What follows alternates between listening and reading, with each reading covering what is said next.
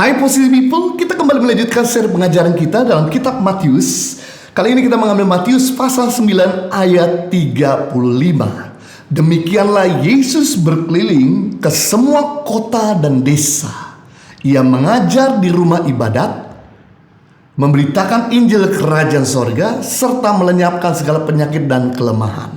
Rupanya Yesus berupaya keras dengan segala tenaga dan kemampuannya, dan tidak pernah lelah-lelahnya berkeliling bukan cuma kota-kota besar dan megah, melainkan juga desa-desa miskin dan terpencil untuk melayani orang-orang dengan mengajar di rumah-rumah ibadat, memberitakan Injil, mendoakan yang sakit, dan menguatkan yang lemah, sehingga yang lapar menjadi kenyang. Yang menarik, Yesus punya pelayanan begitu seimbang.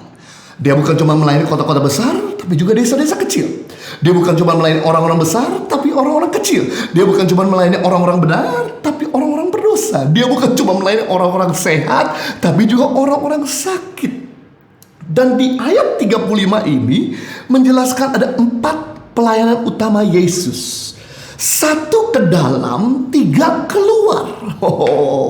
Yang pertama, pelayanan Yesus yang utama yaitu mengajar di rumah-rumah ibadat. Rumah ibadat pada waktu itu disebut dengan sinagog, yang isinya kira-kira sekitar 10 keluarga. Yesus mengajar di sana sehingga orang-orang tersebut bisa bertumbuh dalam iman. Tapi yang menarik, 3 di antaranya berikutnya dia lebih banyak keluar, memberitakan Injil kerajaan sorga, melenyapkan segala penyakit, dan bahkan melenyapkan segala kelemahan. Jadi kalau kita mau berkenan di hadapan Tuhan, di dalam pelayanan, tidak ada cara lain. Pertama, kita harus seimbang. Bukan cuma melayani kota besar, tapi harus berani juga melayani desa kecil. Bukan cuma melayani orang berada, tapi juga orang tidak berada. Bukan cuma melayani orang sehat, tapi juga orang yang tidak sehat. Bukan cuma melayani orang yang dalam keadaan baik-baik jiwanya, tapi juga siap melayani mereka yang membutuhkan pertolongan untuk didoakan.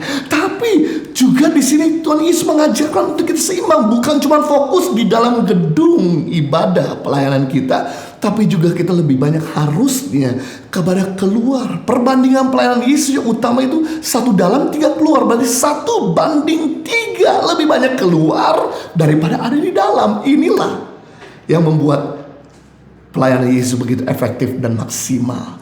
Dan kita lihat di sini juga menarik, fokus pelayanan Yesus bukan cuma seimbang, tapi juga berfokus pada tiap-tiap orang. Personal touch, bukan kepada jumlah banyak, bukan cuma kepada quantity.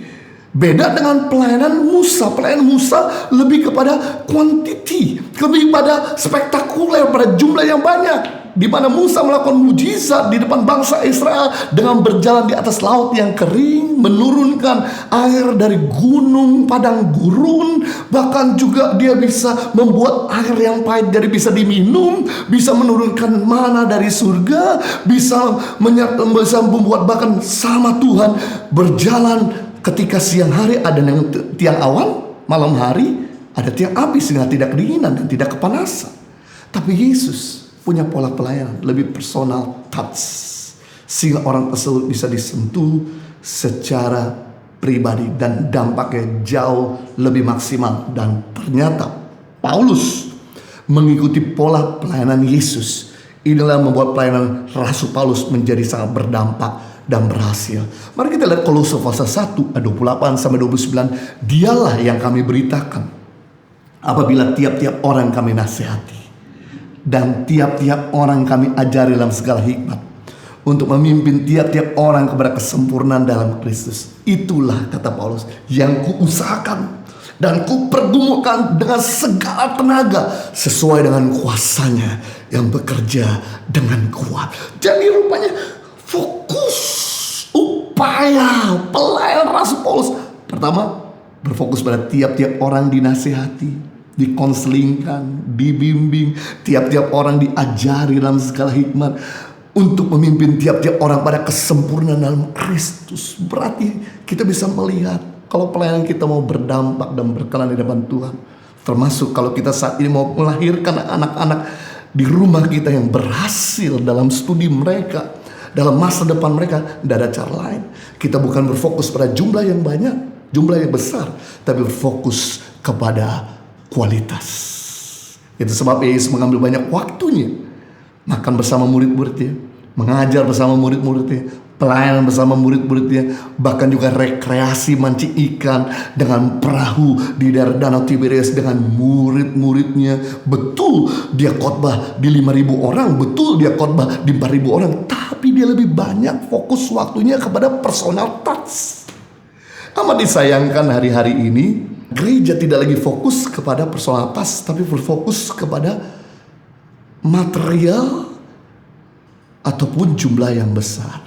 Kalau gedung bocor, maka pimpinan gereja dan para majelis rapat memikirkan dan putar otak bagaimana bisa bikin renovasi tempat ibadahnya lebih nyaman lagi.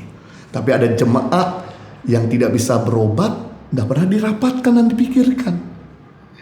Apalagi kalau udah menjelang Natal. Hampir setiap ibadah, bukan cuma gereja, persekutuan. Dari rapat 2 bulan sekali jadi 1 bulan sekali, dari 1 bulan sekali jadi 2 minggu sekali, dari 2 minggu sekali jadi 1 minggu sekali. Tapi ada salah satu anggotanya yang gak bisa menyekolahkan anak, gak pernah dirapatkan dan dipikirkan. Yesus gak mati untuk sebuah acara, minta maaf. Yesus gak mati untuk sebuah building, tapi Yesus mati untuk jiwa-jiwa. Dan untuk merubah jiwa-jiwa tersebut berubah ke arah Kristus. Orang diselamatkan betul karena Injil, tapi orang berubah karena dimuridkan. Karena kita membangun hubungan. Jadi kalau kita pengen lihat anak-anak jasmani kita dan rohani kita berubah dari cara lain, orang-orang sekitar kita berubah. Nah ini bagus sekali supaya kita bisa melihat mereka berubah dengan maksimal. Kalau mereka gak berubah dengan maksimal, akhirnya justru membuat kita jadi repot. Makanya sekarang di sini mari kita fokus bukan lagi kepada quantity, tapi kepada quality. Hari-hari ini hampir mirip gedung gereja dengan gedung bioskop. Ada 4 persamaan gedung gereja sama gedung bioskop. Yang pertama, sama-sama pakai iklan. Gedung bioskop iklannya di depan. Sebab kalau iklannya di belakang, orang udah pada keburu cabut, baru keluar. Coming soon, Spider-Man 5, coming soon, Avenger yang ketiga, lain sebagainya. Untuk orang di-encourage supaya bisa datang lagi. Gedung gereja juga ada pengumuman di belakang. Hadirlah kebaktian kebanggaan rohani, hadirlah minggu depan, ibadah berikutnya. Untuk encourage orang datang. Persamaan yang kedua, antara gedung bioskop sama gedung gereja, sama-sama pakai artis. Bedanya artis gedung bioskop terkenal, Jackie Chan, Jet Li, dan lain sebagainya, sehingga orang nonton 2 jam di entertainment gak terasa udah selesai, kemudian bisa pulang. Di gereja biasa artis pertama adalah pemimpin pujian, yang kedua pembicara, yang ketiga orang yang bagikan pengumuman, dan sebagai doa berkat, sehingga kita 1 jam 2 jam selesai pulang. Yang ketiga persamaan gedung bioskop sama gereja, sama-sama pakai uang. Coba bedanya, kalau gedung bioskop tegas, bayar dulu di depan, nggak bayar nggak bisa masuk. Kalau gereja penuh kasih karunia, dia akan masuk dulu. Nanti ada kantong persembahan, atau bisa memberi persembahan dengan elektronik dan sebagainya untuk bisa operasional. It's fine, 3 ini is fine. Tapi yang saya sedih yang keempat, persamaan gedung bioskop sama gereja. Kalau kita masuk gedung bioskop, datang dan kemudian duduk, begitu 2 jam selesai, kita pulang gak pernah kenal orang di depan, orang di belakang bangku kita, orang di kiri kanan bangku kita. Lulu gua. Nah amat disayangkan beberapa gereja yang punya atmosfer demikian.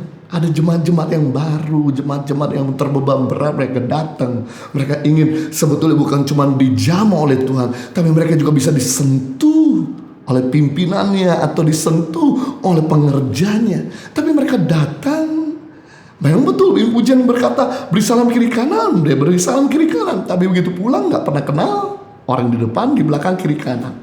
Saya rindu untuk setiap kita dengan waktu yang terbatas tinggal di bumi, kalau kita mau punya pelayanan yang berdampak, jadi berkat yang nyata, yang kita perlakukan bukan fokus kepada jumlah yang besar, tapi fokus kepada kualitas. Dan itu tidak pernah bisa dibangun hanya cuman fokus kepada jumlah banyak, tapi harus berfokus pada jumlah personal touch. Saya percaya hidup kita semua pasti akan jadi berkat dan menghasilkan orang-orang yang kompeten lewat pribadi kita. Tuhan Yesus memberkati.